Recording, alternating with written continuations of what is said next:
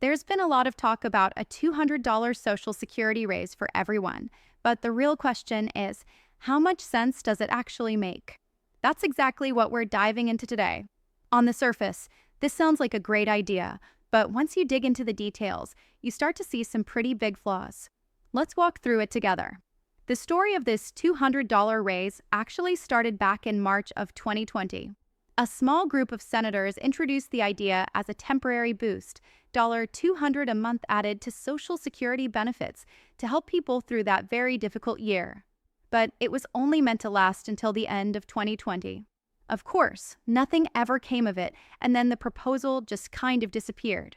Fast forward a couple of years, and Bernie Sanders brought it back as part of the Social Security Expansion Act.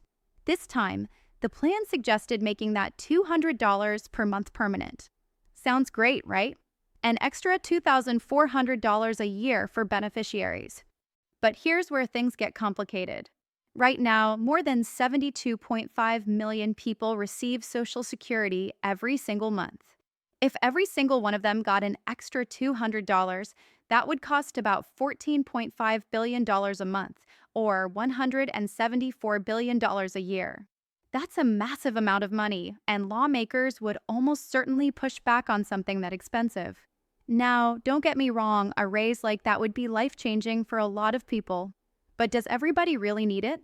Probably not. Someone collecting the maximum benefit over $5,000 a month likely doesn't need that extra $200. But for people receiving the average benefit of just under $2,000 a month or less, it could make a huge difference. And the truth is, most beneficiaries actually receive below that average. So what if, instead of giving the raise to everyone, we focused only on those who need it most?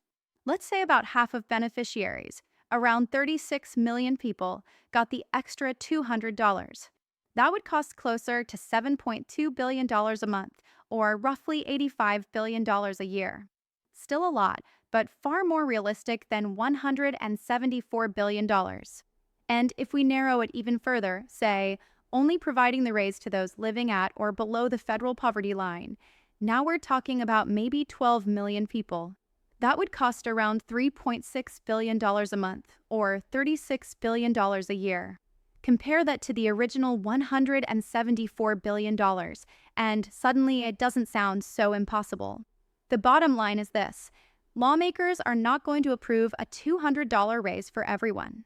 The price tag is just too high.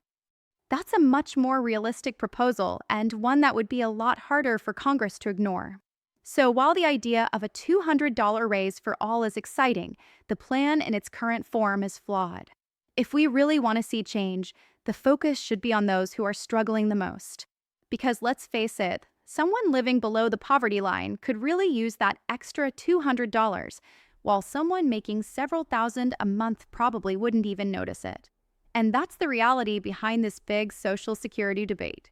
Before you go, if you found this helpful, please consider subscribing. It's free, and it really helps out the channel. And if you know someone who would benefit from this information, feel free to share this video with them. Thanks so much for watching, and I'll see you in the next one.